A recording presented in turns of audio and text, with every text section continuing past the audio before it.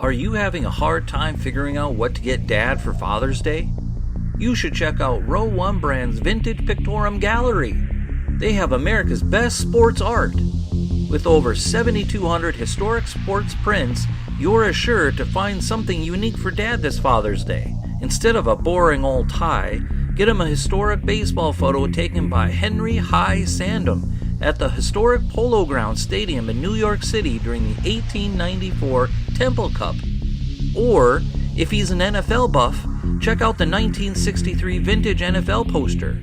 These are so good looking that you'll be amazed how they turn out. Shop now at sportshistorynetwork.com/row1 and save 15% off your order. On September 11th, 2001, nearly 3,000 Americans lost their lives from the largest loss of life on American soil caused by a foreign attack. This was an act of terrorism that I cannot come up with the right word to describe. The Pearl Harbor attack was 6 decades earlier, and just like then, the NFL had decisions to either cancel the upcoming slate of games or to play them as scheduled. Some believed that playing would be disgraceful to the 3,000 Americans that lost their lives and also to their families. Others believed that not staying business as usual would mean that the terrorists were victorious. Welcome to the Football History Dude podcast, where each episode is a journey back in time to learn about the rich history of the NFL. Your host is Arnie Chapman. Football is his passion, and he wants you to come along with him to explore the yesteryear of the gridiron. So hop on board his DeLorean and let's get this baby up to 88 miles per hour. Great Scott! This time as we step off the DeLorean, the date is September 11th, 2001. And we're somewhere in a parallel universe because just as I say that, September 11th, or even 9/11, you know what I mean. And that's why I'm calling it a parallel universe, because it did not seem real at the time. It still does not seem real that this could have even happened, that someone could come up with this carnage and mayhem to cause on so many innocent lives. But still, September 11th, 2001 is a day that America and the world will never forget. I mean, I remember exactly where I was when this happened. I was in high school, and I remember coming into English class. There was one of our students came in crying, and we're like, what's going on? And all of a sudden the teacher comes through, puts a TV on, and we see the towers burning. I mean, I'm sure that you can remember where you were too. Everybody remembers moments like this. I think we even had half of a day school called off. I can't remember for sure. It was our football season still, just like it was for the NFL. September, it was the beginning of the season. I mean, organized sports, of course, were canceled for the day for high school. As players, though, we ended up going to the local park and we started drills as a team, something we wanted to do together. And then, of course, the coach comes by and he's like, man, you guys really shouldn't be here. You need to go home to your families. So most of us decided to go to one of our captain's houses instead. Of course, looking back, this probably wasn't the right thing to do, but we all at the time, being young high school students, we wanted to be there with our friends and our family. Now, when I mean family, I'm talking about our football family, because we were a football family, just like every other football team out there is. We wanted to carry on. We wanted to do this as a team. And like I said, looking back, I'm not so sure it was the right move. But regardless, September 14th, just a few days later, George W. Bush stood amongst the rubble, the ground zero rubble, and declared to the workers that he could hear them. This is after he's using his megaphone, and the workers are like, we can't hear you. And he's like, I can hear you. The whole world hears you. And the people that were responsible for this, they're going to hear us too. And in the background, you've got the workers are chanting, USA, USA. It's one of those moments that will live on forever. Even though it was from a tragic, unfortunate historical event, it is something that many Americans still rally behind.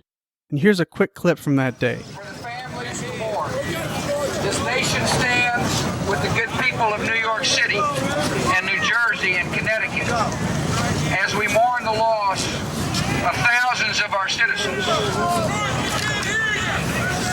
I can hear you!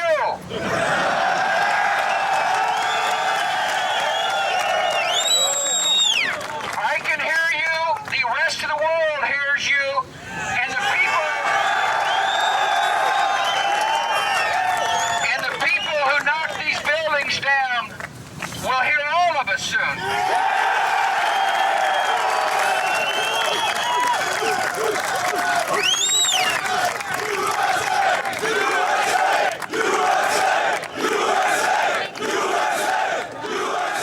I'm pretty sure that you remember that too. But going back to my team, my high school team, we ended up that same night, September 14th, playing against our rivals. Now, this was on their home turf, so it was like the same thing. Sombering moment, time for reflection, a time, though, to still be thankful for what we had. It was a time to celebrate the heroes, but also a time to mourn those that lost their lives. For us, what better way to do this than to play football in front of our friends and family? Now, we lost to our home rivals that game on their turf, but again, thinking about it, was it the right move? I really don't know. I can't give you a good answer.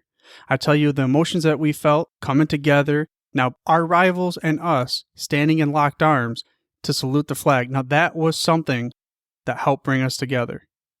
And just as administrators in our small towns had to make a decision, were we going to play the games or were we going to wait a week or two or however long it takes for the nation to get over what just happened just 3 days previously? The NFL had to make the same decision because they had a full slate of games scheduled just 5 days after the attacks. Then Commissioner Paul Tagliabue and his executives, they had to make this call because this wasn't one of those things where we can just flip a coin and just say, yep, okay, let's go with that. They had to put a lot of thought into it. I mean, there's there's many different theories, but let's just say on the playing this, let's go with the let's play the games theory. This is like, stopping what we do means the terrorists win. We can't let that happen. We need to continue with business as usual. Then on the other side, there's the theory of let's cancel the games. You know, the same thing is we need to focus on things, but they're bigger than football. We need to show respect for those that lost their lives. And then when we're ready, then we will move on. But I could see both sides of the story. Whatever decision would have been made would have been the right call and the wrong call at the same time. I mean, it's easier for us to sit here this 18th anniversary today when the episode released to think about what we would have done. Hindsight, of course, as they say, is 2020. But at the time, they only had a few days to make this decision. I mean, if you were the commissioner of the NFL at the time, what would you have made? What decision would you have made if, you had to deal with this and you had all these things going on? You're just trying to make sure that your friends and family are okay, but you at the same time have to make a decision. Do we play the following week? Like I said, today is September 11th, 2019. This is the day of the 18th anniversary of the 9/11 attacks. Does that date, having this anniversary, does that sway your decision? Or would you be able to take yourself out and objectively decide what would be best for the nation, for the game, and for everybody around the world? I mean, I found in many articles how it stated that a lot of the owners, they felt that we should play the games because they didn't want to show a weakness. They don't want to show that the terrorists disrupted the American way of life and channeled our business as usual. We need to keep it going on because that means that they will not win. They will not be victorious. No matter if they cut a blow to us, if we continue on, we show them that they cannot stop the engine that is America. But I also found that many of the players, they didn't want to play, especially in the cities that were most affected. We're talking like New York City and Washington, D.C. These cities were hit to the core, and they saw carnage firsthand. They wanted to be there for their friends, their family. They did not feel like it was right to play a game when most people were dealing with lost lives, injuries, and all these other things that were going on in America at the time. And Michael Strahan was one of the biggest voices, and he played for the New York Giants at the time. He did not think it was right for the games to go on. Their stadium is so close, he could still see the smoke from the practice fields. I mean, this is just such a crazy time. Again, how do you make the right decision? But let's go back a day before. We're hopping in this DeLorean. We're going to go back to September 10th. Unfortunately, this is not a parallel universe. This actually did happen. The Giants played opening game on Monday night against the Denver Broncos at Invesco Field at Mile High. Again, this was September 10th. It was the first regular season game ever played at Invesco Field at Mile High. Also, side note, the Heinz Field in Pittsburgh also opened up in 2001. Now, the Giants were coming off from heartache earlier in the season. We're talking at the beginning of 2001. This is before 9/11 happened, before September 10th, the first game that they played in the 2001 season. They lost Super Bowl 35 to the Baltimore Ravens. We're talking about the Baltimore Ravens, and this was their first ever victory in the Super Bowl. Man, dealing with that loss, then coming to Monday night against the Broncos, trying to have some redemption in Denver's and ruin their, christening of the stadium for regular season, only to lose 31-20 and have to go all the way across country on an airplane overnight, basically the red-eye flight, because you got to get back to work, because you have a short week to get back and play Green Bay Packers the next week at home. On September 16th, the Sunday after what we now know as 9/11, even though they didn't know that at the time. And nobody could have even had a clue of what was about to happen. Tuesday morning, Jim Fassel, the coach of the New York Giants, he basically was telling his guys, dude, we're getting home, we're landing this plane, and we're going straight to work because we are embarrassed. We need to figure this thing out so we do not turn a horrible season for the 2001 season. But the tides were about to turn. They had no idea what was about to happen, nor did anybody else, except for a few of those friggin' hijackers on 9/11.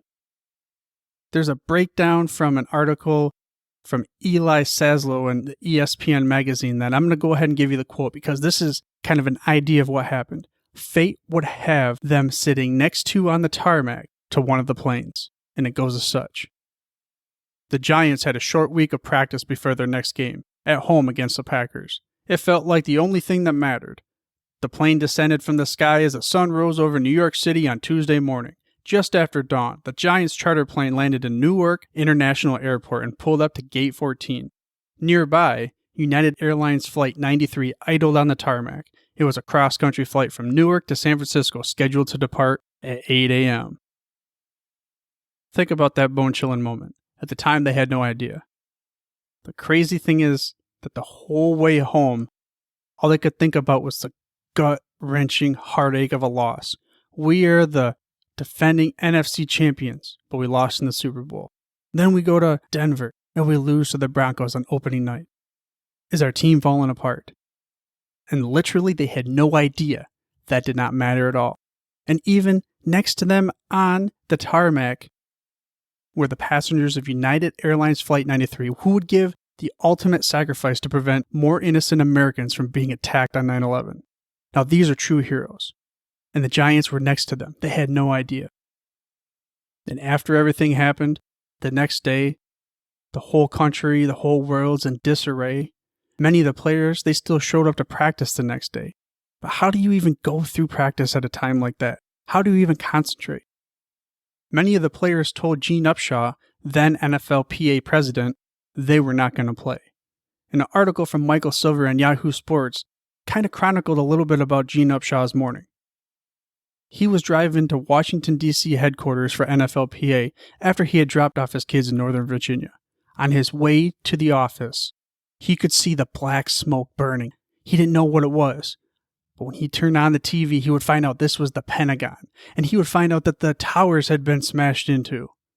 Upshaw, of course, when he gets all figured out, he starts calling. He calls the NFL. He calls Paul Tagliabue, the NFL commissioner, who was at NFL headquarters. We're talking that this NFL headquarters in Manhattan was just a few miles away from Ground Zero. So obviously everybody is worried about what's going on, especially around NFL. They're thinking about their friends over there in NFL headquarters, and they're wondering, are the family and friends, do they have any loved ones that are in the towers? Is anyone trapped? I mean, speaking to someone that had a loved one in the towers, he means a whole lot to New York City, especially for a couple Super Bowls against the Patriots. Tom Coughlin. Now, Tom Coughlin wasn't in New York at the time. He was the coach of the Jacksonville Jaguars.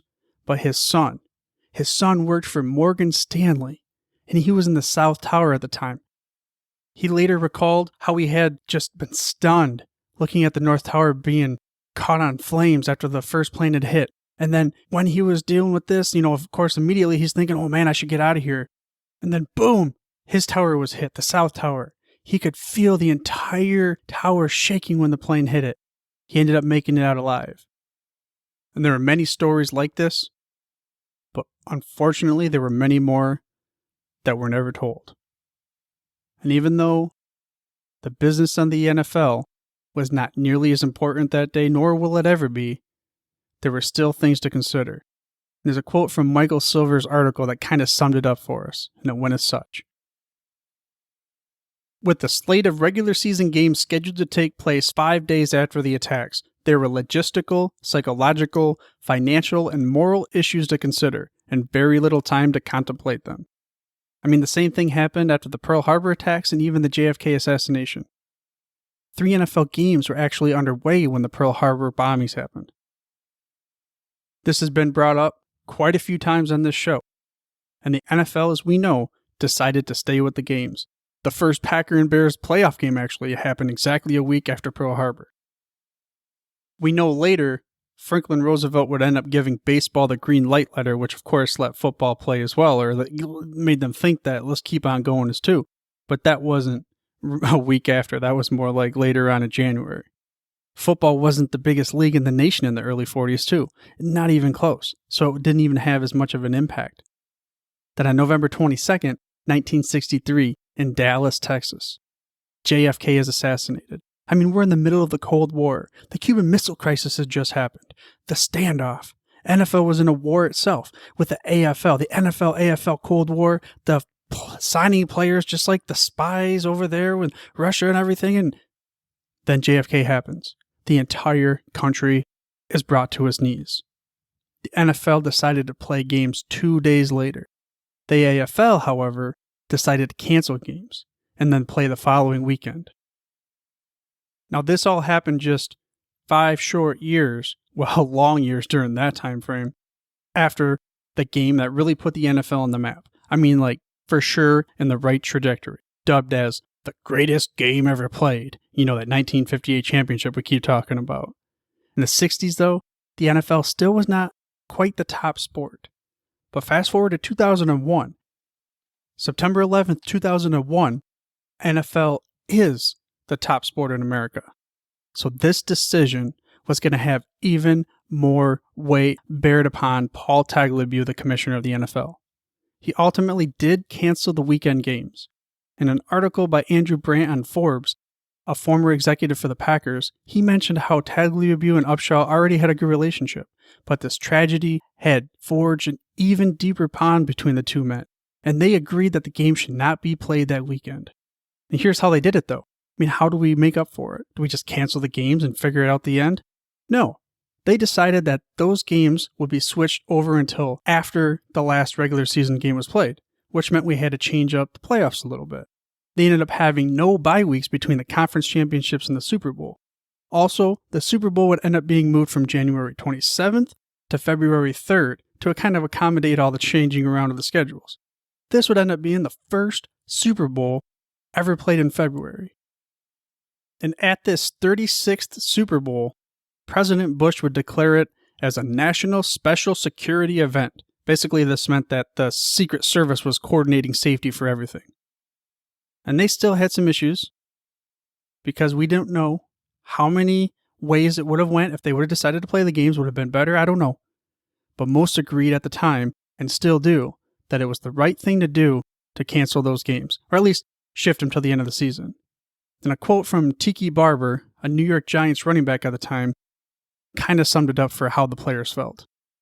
He said, "We had smoldering remains across the river and unclaimed cars in our parking lot. There was no question not playing was the right call. We all had to mourn as individuals before we could build our resolve as a nation." And I'll leave links to the resources that I use in this episode in the show notes for you, which, by the way, you can go ahead and get to the show notes for your podcast player or by heading to thefootballhistorydude.com. Again, that's thefootballhistorydude.com. And also, I ask that you subscribe for free to this show by mashing that little subscribe button on your podcast player of choice. That way you get the hottest, freshest out the press episodes, well, each and every week. And the games, getting back to September 2001, they did postpone those games, but that doesn't mean the season was canceled.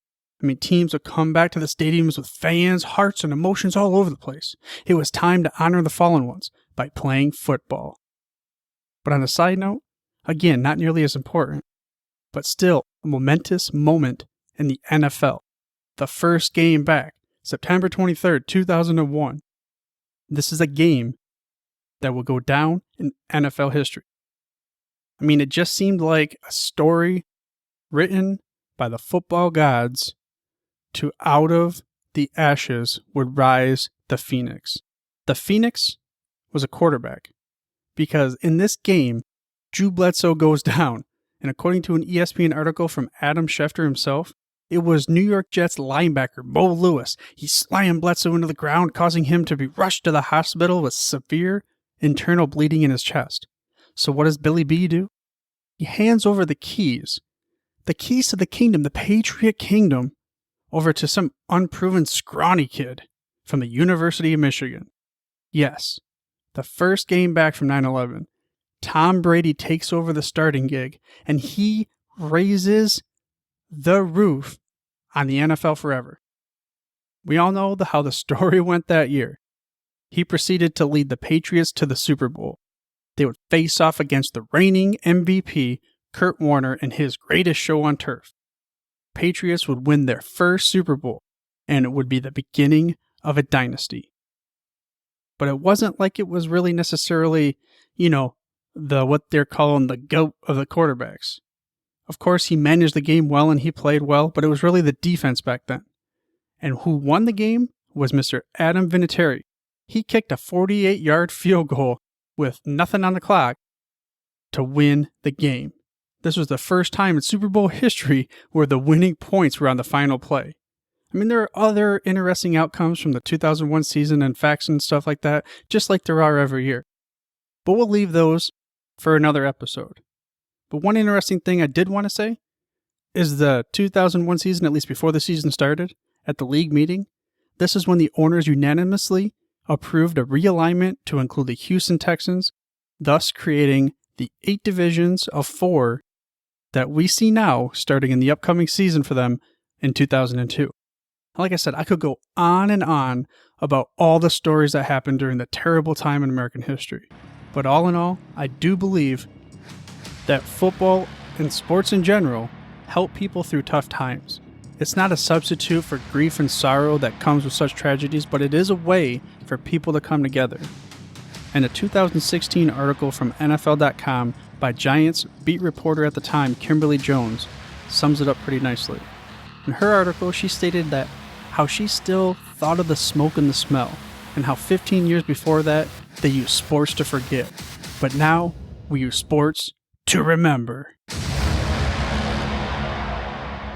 I hope you enjoyed this week's episode of the Football History Dude and were able to appreciate the tough decisions that were made during the 9/11 attacks and the sacrifices that many heroes made during this time. In the next episode, we're going to go back to that meeting in the Hupmobile Auto Showroom and relive for a brief moment how the NFL was born on September 17th, 1920. And I suggest that you head over to the Football History Dude, or make sure that you subscribe for free to this show. That way you get the next episode as soon as it drops. Now, we're going to do this on our way to diving deeper into the first season of the NFL and all of the original teams. But for now, dudes, I'm through if you're through. Thank you for listening to this episode of the Football History Dude. To make sure you're the first to get the next episode, please subscribe on your podcast player of choice and head on over to thefootballhistorydude.com for the show notes and more information on the history of the NFL. And remember, dudes, where we're going, we don't need roads. We here at the Sports History Network proudly partner with 26 podcasts, all revolving around the history of sports. But did you know that many of our hosts were sports history authors way before they started their shows? It's true. We've got Joe Ziemba, host of When Football Was Football, Joe Zagurski, host of Pro Football in the 1970s, Mark Morthier, host of Yesterday Sports, Tommy Phillips, host of Lombardi Memories, and Scott Adamson, co-host of From the 55-Yard Line. All these authors have many books for you to choose from. To check them out, go to our website at sportshistorynetwork.com/sportshistorybooks. Pick up your copy today. Soundtrack provided by Kevin MacLeod of filmmusic.io.